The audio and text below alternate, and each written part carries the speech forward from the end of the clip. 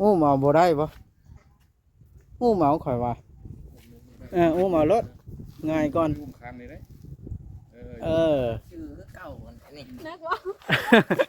นั่งแล้วคนพันโลเนาะ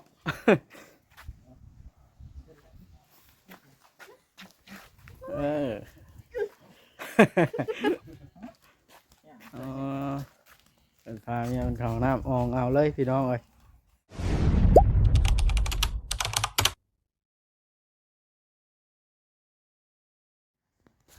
พี่น้องโดยเปิดภาพขึ้นก็ได้มาเยี่ยมยามเพื่อนน้องแต่พี่น้องไปมากับพอดีเพิ่นน้องแต่มาแต่ห้องหมอแล้วเพิ่นหันนั่งได้ปกติแล้วพี่น้องเลยต่อมาประเทศแต่ผู้สาวอันนี้ก็มีแต่ผู้สาวแท้มาเลยผู้สาวกับตัวอู้ตัวอ้ออยู่พี่น้องเอ้ยพอปูก็จะเพิ่นมาฮอดมื้อใดเพิ่นมาทั้งพอปูพร้อมสบายดีเด้อพอปูเด้อ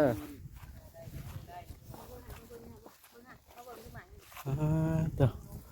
เข้ามาสบายดีเด้อเขามีแต่ผู้สาวแท้ทั้งนั้นสบายดีอ๋อ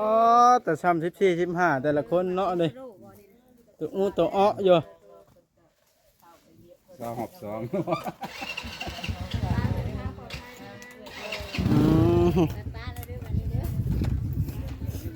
มาเบิ่งกันอาการน้องแต่ขึ้นนั่งได้ปกติแล้วต่อ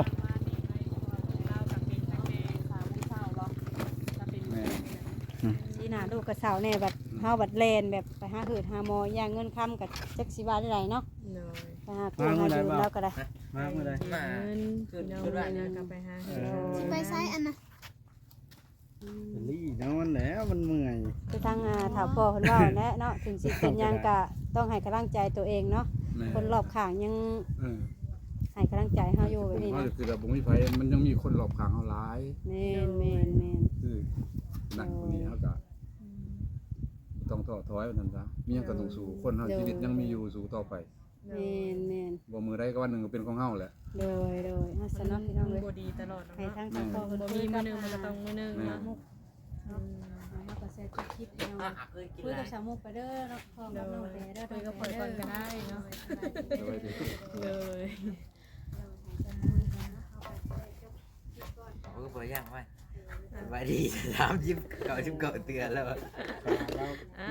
มีแนวเว้าเฮ็ดได้ซะเนาะบ่ได้แน่แล้วมันสิเหยียบมื้อเด้เอาไปเหยียบขาเมียซะเด้อฮะมันดีขึ้นเลยเนาะเป็นน้ำนี่แล้วนี่เราแขวนพระนี่แล้วแต่เก่าเราบ่แขวนเนาะงานได้เชื่องละของขังเนาะบ่ได้มือเป็นบ่ได้แขนผัวแขนผัวรอดผัวรอดกินลายเมียบ่ได้แขนมันบ่รอดก็เชื่อเพิ่นอยู่ได้ถ้าจริงก็มีซองอยู่เอาคนละองค์ก็บ่เนาะพระอาจารย์ยังแทงผัวหลวงปู่คูณหลวงปู่คูณสูบยาเอาไปเอากับเพิ่นสูบยาอีหลีนั่งย่อนอันนี้ได้ย่อสูบยาได้มาแต่ไสน้องบอยของได้มาน้ำปลาแม่นบ่ซออันนี้ก็หลายคนรอดแล้วได้นี่อันนี้ผัวแขนผัวบ่เป็นหยังแม่นบ่ซื้อมาอีกเส้นนึงแขวนผู้ละองค์ก็ก็รอดบ่2รอดบ่2แหละอันนี้เสียสละให้ผู้ใดผู้หนึ่งมันก็ผู้หนึ่งต้องเจ็บอันนี้เมียเสียสละให้ผัวมันก็วิเคราะห์วิเข็นได้บางเสียให้กันกับเพิ่นน่าเชื่อมองว่าผัวไปน้ำรถเลยบ่เป็นหยังเดี๋ยวนี้เอาลงกระหม่องเลยมันเชื่อได้เนาะมันขี่รถคันเดียวกันรถคันเดียวกันคนที่เจ็บแม่งน่าจะเป็นผัวปกติเนาะไปขับรถตามถนนบ่เป็นหยังบ่บาดบ่แพงชงขาดชงโตเขาแล้วเนาะช่องจนขาดผัวนะชงโตเอาแล้วอันนี้ก็นี่คุ้มเชื่อเนาะว่าเลยคุ้มเชื่อไปสิได้ทางสาวมุกดาขี่รถกะขี่ไว้ได้งัวแล่นตัดหน้าพอดีวิทย์จากไซโรบิโก้กระโปรงหน้ามุนบัดว่ะคิดว่าตอนนี้ยังเสียวอยู่กันผ่านตามงัวจังสิว่าได้นะเพราะว่า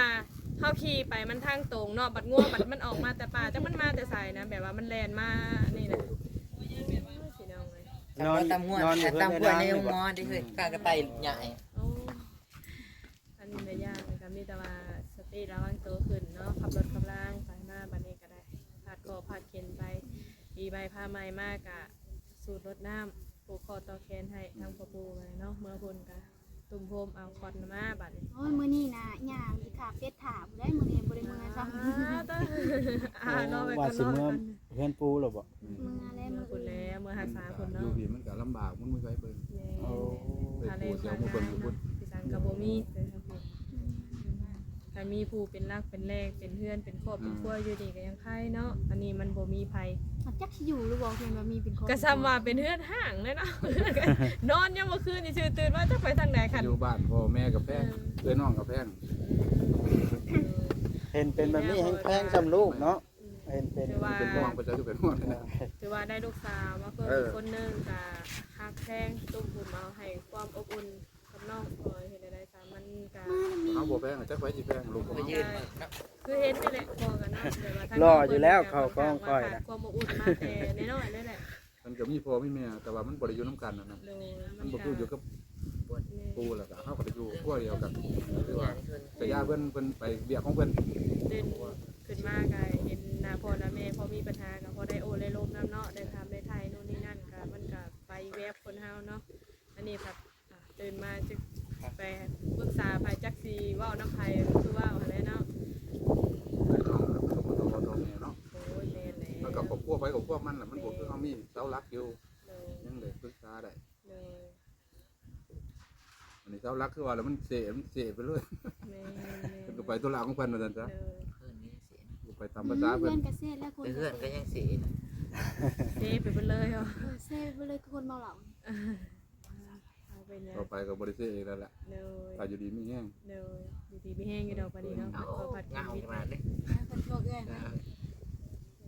คนทั่วเอื้อยคนเอื้อยงาม งามแล้ว งามกูมือเด้อเพิ่นน่ะ เออ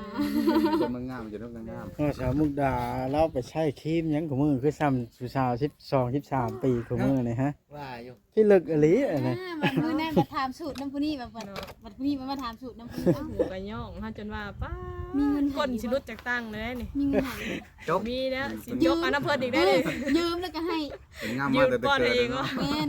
โอ้ย ก็ เมืองนี้กับ ถ้าอยู่ว่าคนมันงามมีใส่เสื้อขาดเป็นงามคือเก่า ห้าม แหละ นะ น่าอัน บั นี้ ดนี้บ่าวทาสิบ่ให้เขาไปบ่ชวนเราไปเด้ โอ้ยเราบ่มีปัญหาดอกเนาะ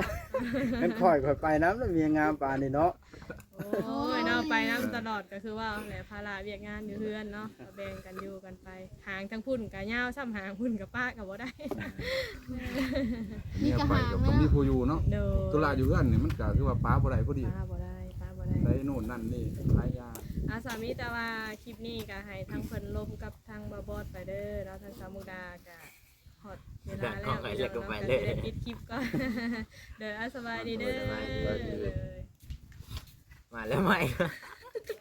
ว่าแล้ววะ เสิร์ช รถไผมาส่งน่ะ บ่เตียง โอ้บ่ บ่ เตี เตี ย ย ง งไปเอา อืมหนักแล้วกระทับไปเองได้บ่น้องแต่ ได้ ได้อยู่แต่พอบ่ทันอยากให้ลงน้ำหนัก เอา เพราะว่ามันเล็ก แบบนั่งแบบนี้กระทับง่ายมาแบบนี้น่ะได้เนาะ ได้แต่ว่าสิเดินก็ได้แต่ว่าบ่อยากให้ลงน้ำหนักนี่มันยังใหม่ โอ้ไปเดินนี่บ่ได้เลยสร้างมันสิเครื่องเนาะ แต่มันก็เย็กไปได้เลยแต่พอว่าอยากให้เดิน โอ้ใส่ไม้นี่ขี้แห่น่ะบ่ บ่เป็นดอกตัวน่ะ ย่างเฮ็ดบ่เป็นพ่อบ่อยากให้ใส่บ่เฮ็ดบ่เป็นจะเสียลมมันน่ะผู้ที่สิเก่าลำบากรอบ เป็น ซ้อน คือผู้ใหญ่อันนั้นซ้ำ เอา โดยรู้นั่นยังได้ขึ้น น้อง เรียน แต่นี่โชคดีอะลิมีพ่อปู่ดีแล้วก็ผัวดีรอบนึงแล้วก็ล่ออีกผัวก็ได้ บ้าตัวมันใครต่อหัวเฮาดอก บ่มีบ่ ยกมาขอยกปานนี้เลย ขอบคุณเอาก็ได้ตัว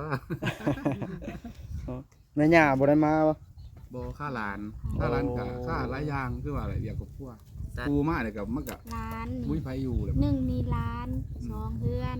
3เบ้ มาเป็ดไก่ หมูม้าเป็ดไก่ งัว งัว โอ้ทั้งแม่ย่ารับผิดชอบเบิดบาดนี่เนาะ เอามีอยู่แต่ผู้หญิง2คนเนาะ3คน4คนกับน้องกัน น้องก็ไปโรงเรียน น้องกับไปโรงเรียนมื้ออื่น อ๋อ ให้ผ่านไปยังเห็ดมันแล้วเอา พ่อปู่นี่มาแต่คราวนั้นบ่ได้เมื่อเลยบ่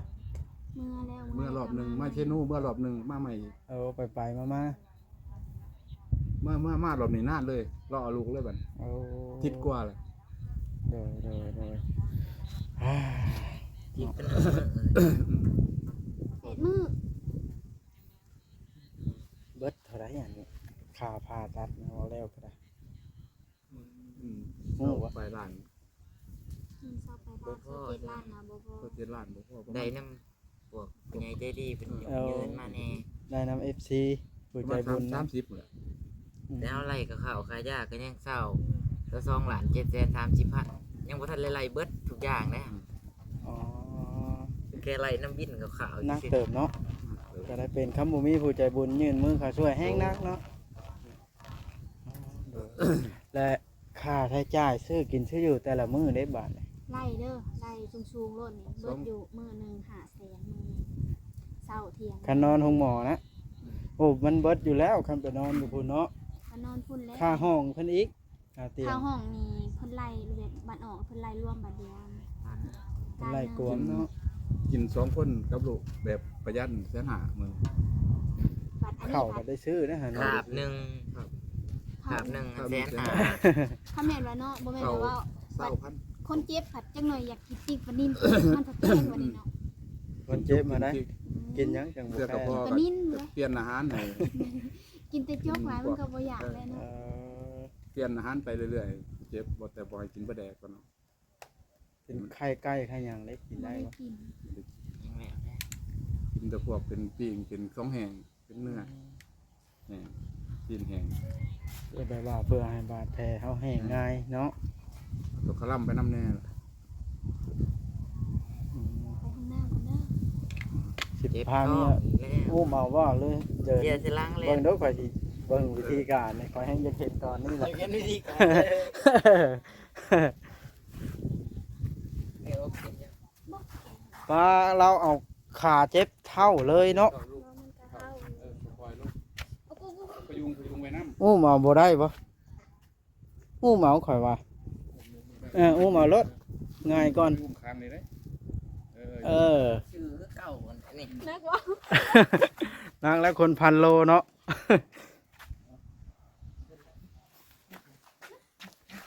เออ อ๋อ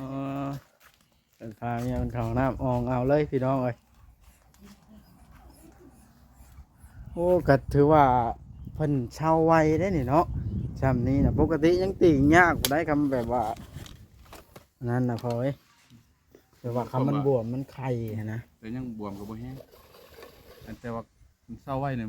อาจจะเป็นเกี่ยวกับอายุยังหน่อยเนี่ยเติบโตไว้ น่าจะเกี่ยวเนาะโอ้ อยู่ในวัยเติบโตดิ แม่นแม่นแม่นแม่น แบบว่าเซลล์เขามันกระจายไว้เนาะเล็กน้อยคือน้อยๆก็20 ปีกับตัวท่านกำลังอยู่ในความใหญ่ อ๋อ แต่ว่าเนื้อมันขยายไว้แบบ อีกอย่างอายุเขาเจ้ากันยังน้อยเนาะถ้าเป็นผู้เฒ่าเบิ่งเอา โอ้ยคือเนี่ย ยันย่างบ่ได้เลยกูจัก แต่ เนาะ ถ้าเขาไปมีเสื้อบ่หวานนี่แห้งแล้วเลย เออเลยเลย อันนี้มันก็สิสมบูรณ์ร่างกายก็สมบูรณ์แต่นะโอ้พ่อยังลำบากนะ ค่อยก็บ่คิดได้ว่าราสิเฒ่าเองได้ไว้ปานนี้เนาะ เรื่องใดบ่เจ็บบ่เครื่องแต่ว่าพอมันต้องยังไงเท่าหลายผมยังใหม่เลยยันเล็กคนมีปัญหามันน่าสิลำบากกว่าอีก คนนี่แข้งหักขาหักบางท่าน่ะเป็นปีเป็นช่อง แม่ ย่างบ่ได้ แม่ ก็มีเด้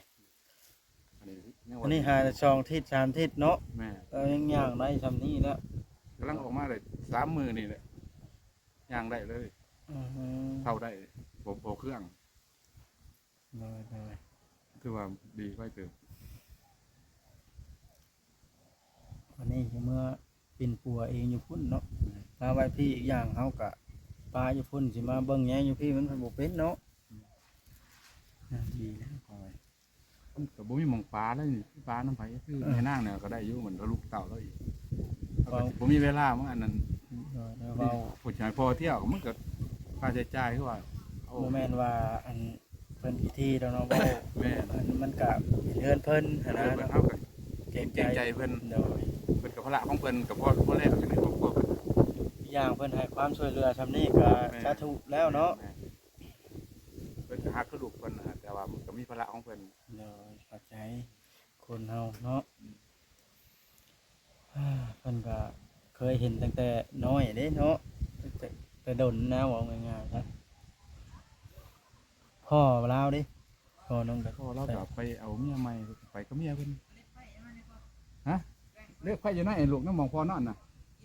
เลือกไผมองพอนอนน่ะ เพิ่นก็ไผไปเฮ็ดหยัง เฮ็ดกินเขาป่า เอาเด้อๆยังบ่ได้กินเขาวบ่ได้นี่ กินแล้วเขาวเช้านี่เขาวเที่ยงเฮ็ดอยู่ไก่มันกิน อ๋อก็เริ่มเที่ยงแล้วได้นี่เนาะ เออ เที่ยงป่ายแล้วได้โอ้ไปละว่ายังเช้าอยู่ถ้าเทื่องไปใช้แต่เก่าแล้วก็มาเพิ่นพาลูกมันไปบ่ เช้าคุณครูไปเดินเขาในบ้าน อ๋ออันนี้น่ะเป็นเฮือนอันสาวนางอีกบ่หลังนี้ก็ได้ แม่น เพิ่นขายให้เนาะ ก็แต่หลาย อ๋อ จะเล่นกับไพ่มาสิไปไหน อ่ะคันพ่อมีเวียกก็ไปเลยค่อยสิจบคลิปแล้ว โดยขอบใจหลายๆ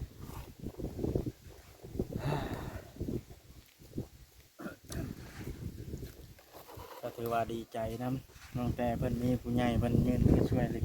บ่ได้บ่ลงลายก็แบบว่าบ่ได้จนเจือนํเนาะ ก็เลยจุนเจือ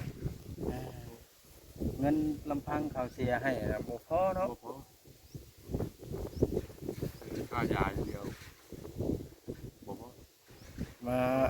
ก็สิมาใช้จ่ายซื้อกินซื้ออยู่คันบ่มีสายบุญไปช่วยให้ค่ารถค่าล่างอีกเนาะบ่อยากขึ้นส ลูก ภาพ ไม่คิดเป็นจัง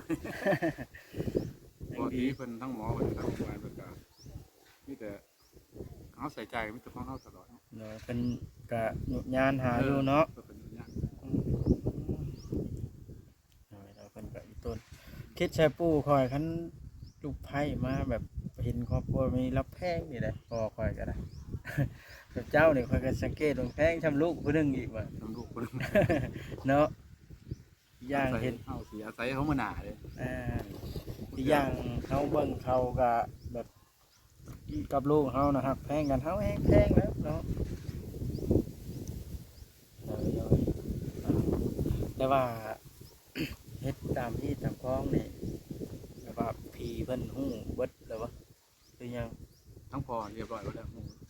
แต่ทั้งเพิ่นเพิ่นก็บ่มีหยังอันนั้นแหละก็บ่เป็นหยัง อ๋อ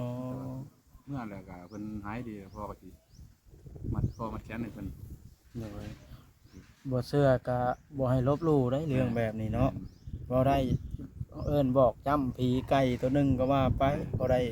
ให้ แต่ มั ว่าน ที่ว่าที่ฟ้องเฮาขามบ่ได้เลยแหละ โดย ต้องให้เฮ็ด เพราะว่าคันขำไปมันก็ข้างคาในสำนึกเฮาในจิตใจเฮาเนาะ เพราะว่า มันหลายอย่างเพื่อไอ้น้องเฮาเป็นนู่นเป็นนี่หมู่ก็อาจสิมีส่วนเกี่ยวกับเฮาได้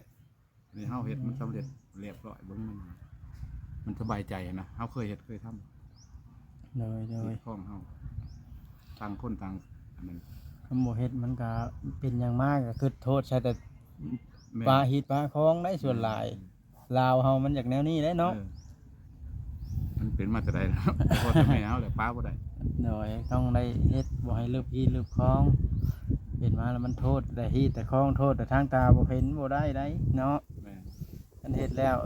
จังโทษดวงโชคโทษโชคชะตาเฮาเองบัดนี้ เอาเฮ็ดไปเพื่อความสบายใจแล้วก็แล้ว จังใดก็ขอบใจพ่อหลายๆเด้ออ่ะสู้ๆพออยู่ดีมีแห้งหวานนะจังใดก็ได้เบิดเคาะเบิดเข็นแล้ว มันบ่จักแนวเฮ็ดแล้วเด้เนาะ แม่ มันบ่แล่นน้ำอันนี้บัดคือทางครอบครัวของน้องแต้กับแฮงเต็กเนาะตามที่เห็นนั่นแหละ บ่มีไผ โดย นี่แหละที่จะทำให้พอเกิดความสงสารขึ้นมา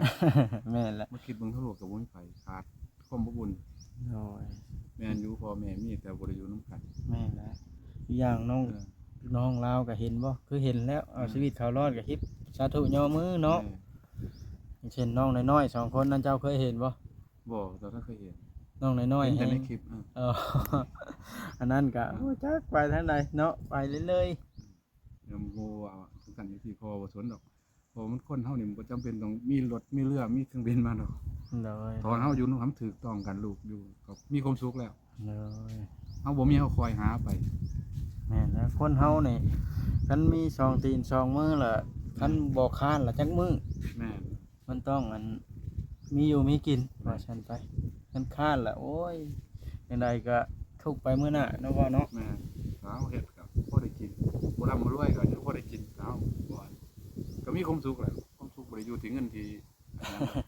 อยู่ที่ในใจเฮานี่แหละอยู่ที่เฮา อยู่ที่ความพอเพียงของ ความ เฮา พอเพียง เนาะ ของเฮา นั่นสมมุติว่าเห็นหมู่ได้รถได้ยนต์บัดแฮงอยากบืนใช้หมู่นี่เป็นทุกข์กว่าน่ะเนาะ บ่ได้คนเฮาเกิดมามันต้นทุนมันบ่เท่ากันดอก เลย บางคนหมู่มีต้นทุนไว้แล้วเนาะเกิดมามัน พ่อ ก็ แม่กับเจ้ารวยไปแล้ว เออ วันนี้เฮาถือกำปั้นมา แม่นเฮา ส ก็ องมือเท่านี้ แม่น ได้กินข้าวกับพากันสาธุแล้วเนาะ แม่น อ่ะโอเคสิได้จบคลิปแล้วพอคุยไปยืดยาวพอสมควรแล้วย่าน FC เบิ่งมาบ่ฮอดบ่ถึงนั่นนี่ อ่ะโอเคพอสบายดี ดีเช้าไว้ๆน้องแต่กันเนาะเพิ่นไปเฮ็ดกินข้าวของน้ำอ่ะโอเคพี่น้องเอ้ยทางเฮากะเข้ามามื้อนี้ก็ได้พบพ่อน้องแต่ว่าสิเข้ามาหาลุงวันชัยเยี่ยมอันสาวเทืองนั่นแหละพี่น้องมากับพ่อเพิ่นพอดีฮะจังไดก็ฝากพ่อแม่พี่น้อง FC เบิดสู่กูสู่คนที่เข้ามาเบิ่งมาชมคลิปของบ่าวบอสเนาะฝากกดไลค์กดแชร์นี่เด้อพี่น้องเบิ่งคลิปเบิ่งโฆษณาให้แน่พี่น้องเลยสุดท้ายนี่ก็ขอให้คำอวยพร FC ทุกท่านขอให้อยู่ดีมีแห้งสุขกายสบายใจเด้อร่ำรวยเบิดสุขุสุขคนสำหรับคลิปนี้บ่าวบอสสิจบคลิปลงแล้วพี่น้องเลยผิดพลาดประการใดบ่ม่วนนวลฮู้ก็ขอโทษขออภัยนำเด้อพี่น้องเนาะเอาบ๊ายบายคลิปหน้าจังพบพ่อกันใหม่เนาะสบายดี